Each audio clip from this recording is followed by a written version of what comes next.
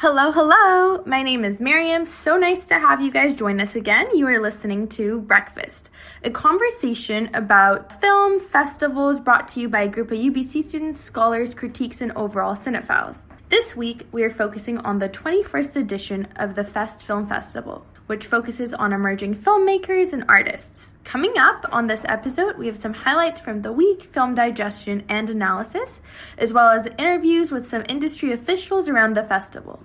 Today, to bring in the show, we once again have Colin Law, Lily Lutz, and Wesley Meinecker. Perfect. And right now, we're on the final leg of the festival. So, how's the week been for you guys? I mean, this festival has just been phenomenal, and I guess this is the last episode before we head off, and I think that's really sad. Like, we've met some really great people, and I have to shout out the Swedes again. Yeah. Wesley's going to talk more about the screening there. Yeah. No, of course, it's been great. It's been some lifelong memories, I feel like, and just met some very amazing people. But yeah, like you mentioned, the Swedes. Some highlights for me over the last few days have been going to the student screenings. I've kind of opted out a little bit of the actual festival programming, but I've gone to a lot of the student screenings, like the self-promoted screenings. We had our own, the UBC student screenings, which I believe we'll be talking about a bit in this episode. Mm-hmm. And we also had the Swedish student screenings from Malcolm Film School in Sweden. And then there was also one unique one called the Gambozino. I can't remember the director, but it was like a self-made parody, found footage parody satire on like a Bear Grylls type show. And the Gambozina is like the Bigfoot of Portugal.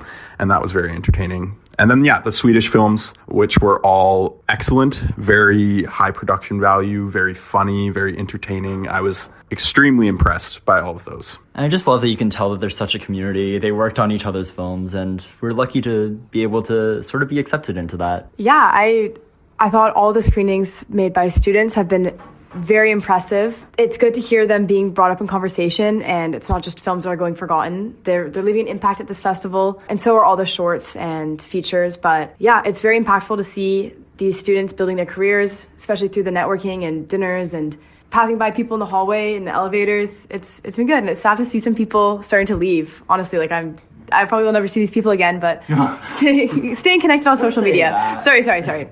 Not going to see them again, but, it's hard when everyone's abroad in different continents and so on. But, yeah, it's good to have contacts so we can keep updated on their upcoming projects. I guess softwares like social media, specifically or Instagram, having them join us is such a wonderful thing because, like you said, it's so hard to stay in touch, in person. But I'm so excited to be able to follow up on their journey and their path and get to see the beautiful photos that they will probably share with us along the way. And speaking of Instagram, if you haven't followed BreakFEST on Instagram, you should do that right now. And Colin mentioned earlier that we are on the last leg of this festival, but I don't see the BreakFEST podcast going anywhere anytime soon. We're thinking about keeping it going during the Vancouver International Film Festival. Spoilers. Yeah, sorry, just teasing a little bit. But yeah, stay tuned. There's going to be lots of reels and things and highlights posted. So that's the goal. We'll see how it goes.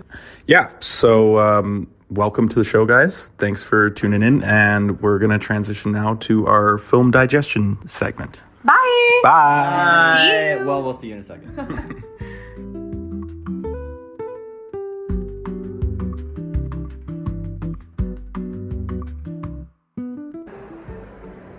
Hey everyone, welcome to another segment of Film Digestion. Today we're talking about the Pitching Forum. My name's Franca Sparks and I'm here with Anna and Sam. Great. So to get started, we went this morning to see 5 pitches, which were conceptual ideas. The first was The Chair. This is a surreal comedy about a man who makes a chair that no one's able to sit in. What did you two think about this pitch? I thought it was really interesting. Just in general, all the pitches, I thought it was a really good experience just seeing other people's ideas and how they bring those forward. Just in general, not even just The Chair, just all of them, I thought were really interesting to see someone else's thought process and the way they lay it out for other people. Yeah, I really enjoyed that pitch too. I think that the surrealist elements of the pitch were really interesting, and to think about the distribution markets in especially Europe for a surreal film there's definitely a placement for it. So I had a great time learning about their distribution plan. They were saying that they were already working with certain post-production houses. I think they were based out of Romania, and so that was a really interesting element that they brought to their pitch, was that they discussed that, which I think strengthened it a lot. Yeah, I agree. And we also saw the pitch for Without Sin, which was a TIFF-featured screenwriter from Germany. The tagline for this was "The biggest love story from the smallest country," about the Pope and his gay romance. Yeah, that was really interesting. I think that's just a really unique idea, and it just like really caught me into this idea because I don't know, like I just never thought about that. It's really cool. Yeah, I really enjoyed this pitch. This was one of my standouts. It was simple but effective. The story was really well rounded, and I think for today's audiences, it would be a really big hit. I agree. I think this was definitely one of the crowd favorites from what I heard afterwards, and it was just a really cute story and pitch in general. And then the third one I really enjoyed, was Daughters of the Mangrove, a fiction feature drama that was the story of a family whose the oldest sister leaves to go study abroad, and it explores the consequences of this family being split apart. And it would be filmed in Brazil. Yeah, I think that's really interesting as well. Yeah, it was based on, it was written by a young woman called Stella, who gave the pitch. And one thing that I really felt was strong and stand out about this pitch was that she had highlighted that the majority of the funding, I think she asked for about 700,000 euros. She had emphasized that she would get a lot of that through domestic funding, which would definitely help when she's requesting like private investments and resources, that she's already got an investment plan. So I thought that was a really good and strong part of her pitch. So next up on our list is The Dissertation, a horror film that utilizes light to a great extent to explore how a babysitter starts manipulating the child she is taking care of. For me, this had a very midsummer feel to it, and I liked the fact that it was all planned to be shot in one location. And one thing I did find interesting, though, was how the jury definitely was concerned about the $2 million budget, but I enjoyed the pitcher's kind of explanation of why that was. Yeah. Julia's originality with the horror element was really interesting to me. I think that it kind of reverses the genre a little bit by having those, monsters in the light. So it was very subversive, and I really enjoyed like her pitch and the way that she spoke about the idea. But I do agree that the financial plan was not the strongest of the pitches. However, she did seem very lenient to adapt the screenplay to whatever budget she was allocated, which was a bonus. For sure. I think that's a huge thing about being a filmmaker just getting started, is you just have to roll with the punches and take what you can get. Yeah. And everyone who pitched today seemed really open to whatever the panel was able to offer them. To finish us off, we had Fado and the Fifth Empire. This was a very Portuguese-specific story about fado singers, which is not something I knew about. It's a type of kind of slow guitar. It's like a sort of a melancholy, guitar music sort of genre that's sort of indigenous to Portugal. And his concept was really, really cool. It was sort of a merge of live action and the superhero genre, but also there was animation elements in it. He referenced Who Framed Roger Rabbit, which is one of my favorite movies. I think conceptually this is a really interesting. He sort of divided it into 3 sections, and I think that it would highlight Portuguese culture really well and go hand in hand with a sort of more modern twist, which was this animation superhero sequence.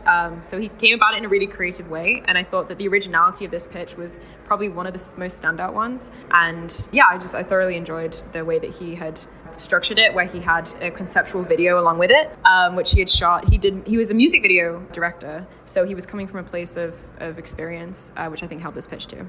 For sure. And I think it's really interesting the fact that from all these pitches, they are very grounded in where each of the people presenting is from. We had Germany, we had Italy, Brazil, Romania, Portugal, and you could really tell in their pitch that they were coming and bringing it in with their cultures. Mm-hmm. Just rapid fire, if you had to pick one that you were going to give money to and support, what would it be? I think it would be Fado, just because I think that it's in a weird sense, it's a commercial project, even though it is quite experimental. I think that all the features were really, really strong, but definitely Fado or Without Sin would be the ones that I would choose.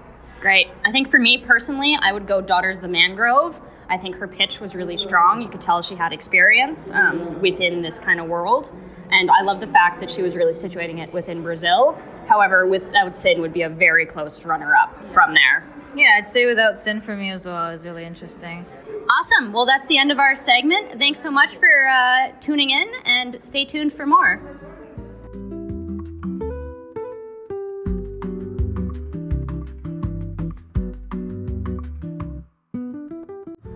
Hello, everybody, and welcome to another film digestion segment. Today we're talking about the second UBC film production showcase of all the student short films. We've got me, I'm Wesley Meinecker.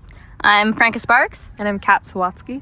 So we've got about 9 movies that we're going to discuss here, all by UBC students. And we're going to kind of give some quick rapid fire thoughts, just say 1 or 2 words or sentences about each film. First off, we have Jazeera by Kazina Qureshi, which is a film about 2 people bonding over soup and poetry. And we all thought it was very heartwarming and had some beautiful camera work. Next up was The Art of Watching Stuff, a 7-minute film by Kate McLeod and Nara Little. And we all thought it was absolutely hilarious, and we're big fans of the David Attenborough style narration. Next up, we have Waste by Jian Lee, and it was an archival piece kind of depicting different students going about their life, and it was very raw and heartwarming. And then we have Nervosa, which was by Zev Lemke, which is a student's conversation with a suicide hotline as he navigates his mental health. And we thought that it was very powerful, with some brilliant, powerful performance in the film, as well as very deeply touching. Then we had Kinachi Oma, a 5-minute film that used archival footage to explore family connections by Sigenru Carrier. And main things we thought about this were we loved the tie-in to their family connection, as well as some really great editing. And next up, we have At Sunset, written by Kenyeri and directed by Kazina Qureshi. And this had some beautiful cinematography and an excellent dynamic between actors, as well as great pace of the story. And next we have Otemin by Liara Standing Cloud, which is about an Indigenous woman's march. And it had some excellent VFX, as well as a cool depiction of UBC campus. And that was awesome to see. Next up, we have Drifting Colors, a 13-minute film by Yingdo Chen. This was a story of a woman reconnecting with her passions through a relationship of her younger neighbor in terms of poetry. And main things we found with this was excellent soundtrack, as well as a very narratively strong piece. And last but not least, we have Alberta Gothic by Leif Bergsma, which was a action western that had a very fascinating blend with some Gothic elements, as well as beautiful landscape shots. And yeah, just a great story. Yeah, so that's all the films. Overall, very well done, and congratulations to UBC's film production students for putting on such a great showcase with some awesome films. Thanks so much for tuning in, and we'll see you for next time.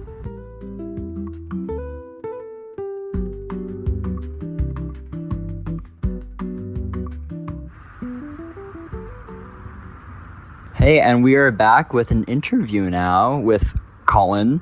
And Adria. And we are here with Francesa Roth, the director and writer of the experimental short film Tooth and Nail. Tooth and Nail was a short film about 2 girls who enter this British tea room that's completely AI generated. Well, not actually in the production of it, but they enter this AI generated tea room and they see all these off things, but they want to fit in so badly that they just give in and try to assimilate to this new world where AI is this colonial tool and takes over, and they slowly fall victim to this new brainwashing. So to start off, we were wondering, being at FEST, and artificial intelligence is such a huge conversation topic right now, and a lot of films have used AI. How has your experience been at FEST talking about AI and watching these films? I must admit, I just got here a couple days ago, so I'm still on jet lag, time, and I haven't been able to be too integrated into the conversation that's happening at FEST, but I did see that there were a couple of master classes and discussions about AI, not to mention even within these screenings, people asking how much of your film was made with AI, etc. But have either of you gone to any of those masterclasses? Like maybe even debrief me a little bit about the different conversations you've heard. Yeah, I went to Martin Percy's masterclass about AI in film, and I was surprised because I felt like there was a very wide range of opinions, like people who thought it was perfectly okay to use it, not even just for parts, but for a majority or all of it. And then there were people on the other side of the scale who are just very anti-AI and think it shouldn't be used in any aspect of it. And I feel like I always lean more in towards the anti-AI side. So I was surprised to hear it at a film festival where I thought more opinions would share with my own. That's interesting. I mean, I personally have a really strong anti-AI stance when it comes to making art. The thing that I think is great, that I don't know if I want to call like artificial intelligence, because it's not intelligence that, we're talking about. These are systems that were created by humans, these algorithms made by brilliant people, and there are ways to use these things as tools. Art is it's like this basic form of a way of expressing ourselves, of like screaming into the void. I'm not interested in watching films or seeing art that are created by an algorithm. I'm just not. And I don't find that interesting. I don't think it's original. I mean, if anything, what my film does is, it makes fun of the errors of AI, the total downside, And I know there are a lot of people who are, pro AI, but I also think, Adria, you were surprised to see how many people were. And I also think there's a deeper conversation about what is your stance about removing a worker? These are also jobs. These are also, as much as we're artists, And I think that brings up an interesting idea also of the different types of AI that people have been sort of presenting forward. I think that so many people say, oh, there's good AI and there's bad AI, at the festival I've seen so far at least, where they don't necessarily make the differentiation between AI tools and Gen AI, which completely just steals from other people's work. Like in your film, the way you showed other cultures being absolutely just taken and slapped together into this British tea room, I think that was so interesting in the way that is very clearly taking from Gen AI. And the next question we have, could you please talk more about AI sort of as a colonial tool, especially as it pertains to class and social strata? I think a conversation that we were having before, just about how in my film, you see all of these things that the British have taken from other cultures. And you see this AI is taking all of these things from artists already. And I think that they're all intertwined in this way. But the history of British colonialism is such that other cultures were completely exploited and completely taken advantage of. People, underprivileged countries and people and labor and workers were just completely used to extract all of this raw material, extract all of this labor, and was taken for the benefit of this culture that has done mass atrocities, that are still doing it and perpetuating it. And I speak about British colonialism. I'm from America, and we're just an extension of it. We're just an arm. And I think that we live in such a hyper-mediated world, like this techno-feudalist landscape that we're trying to navigate, and using AI is just this perfect, gross example of how we're just stealing from people and fucking spitting it out. And also, not just that, but it's not just even this idea that, there's so many other people's art that are put into these algorithms that are creating these generated AI images, or generating this stuff, but also it's generating based on all of the awfulness that already exists in this world. If you were to, generate an image and you write a Japanese server, in a tea room, just do it. Well, don't do it, but just do it. And then it just spits out stereotypes. Mm-hmm. It just spits out, or even if you don't assign it and you say, a man chopping wood, you get a bunch of white guys with beards. and it's just, it's just like all of the worst things, like all of these stereotypes and all of these just things that like at the basic level we would love to break through. It's not going to happen because already we have these like systemic problems that are just kind of getting put into an algorithm and spit back out. And so like these images that we have already been influenced by the media, they're just perpetuating themselves, over and over. So it might seem like a far-fetched idea that you're like, what AI has to do with colonialism? But it's the reality that we live under a system that can't be broken down if we just keep repeating these images and we keep repeating the behavior and we just spit it back out. And so that's essentially what's happening in my film. This is horrible. I don't want to have anything to do with this in terms of like the future of media and the future of art and the future of like what I see, and even the things that aren't art, like commercials. I'm sorry that I have to do it to make a living. I really am, and I contemplate what I'm doing every day.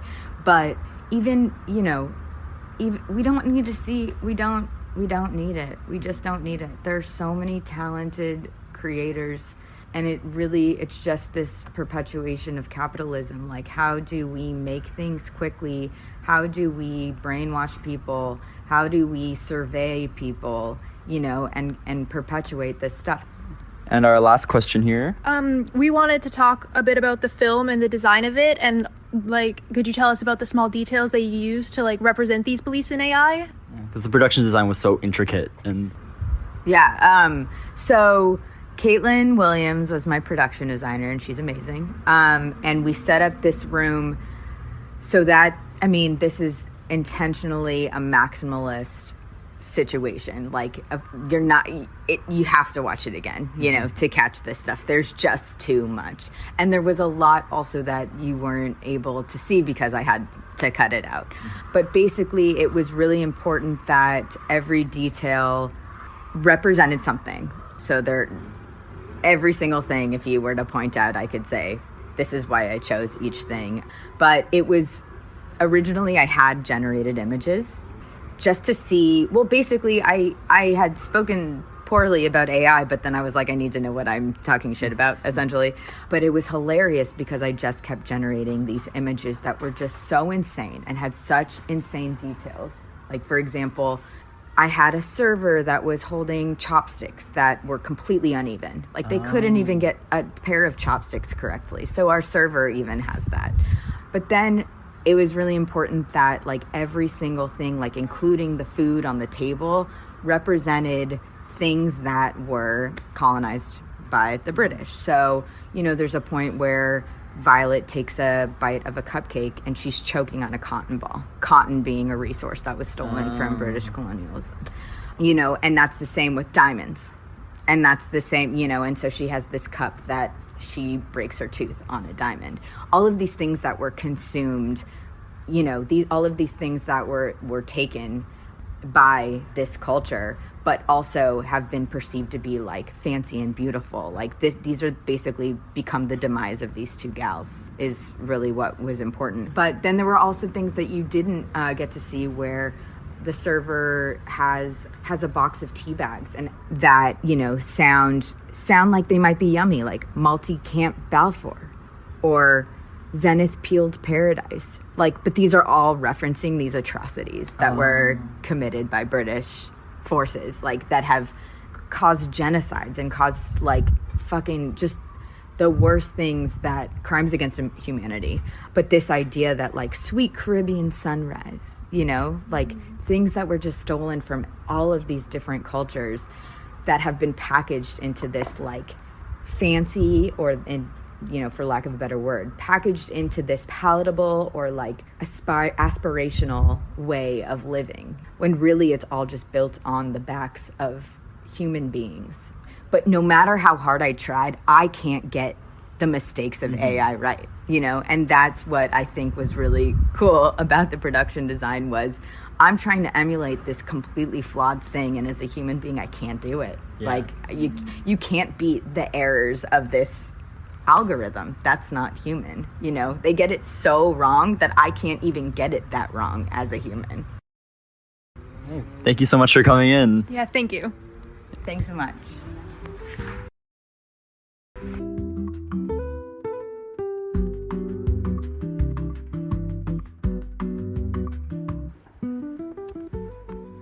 And that's a wrap on our coverage of Fest in Spino. Over the past 3 episodes, we've had the privilege of speaking with some incredible guests. A huge thank you to Fernando, Esther, and Edison for sharing their insight, stories, and time with us. Your voices added so much depth to this experience. As for personal highlights, I was especially moved by the shorts Old Town by David Vermander, which captured the quiet transformation of life before and after hope and purpose, and Les Lucioles by Hannah Goslin, a beautiful tribute to the woman who painted watchdials in the 1920s under harsh and often invisible conditions. And to close your eyes and see fire, a haunting, urgent feature that brought light to the devastating aftermath of the Beirut explosion and the resilience of its survivors. This festival offered more than just cinema. It offered reflection, connection, and moments that will stay with us long after the screens go dark.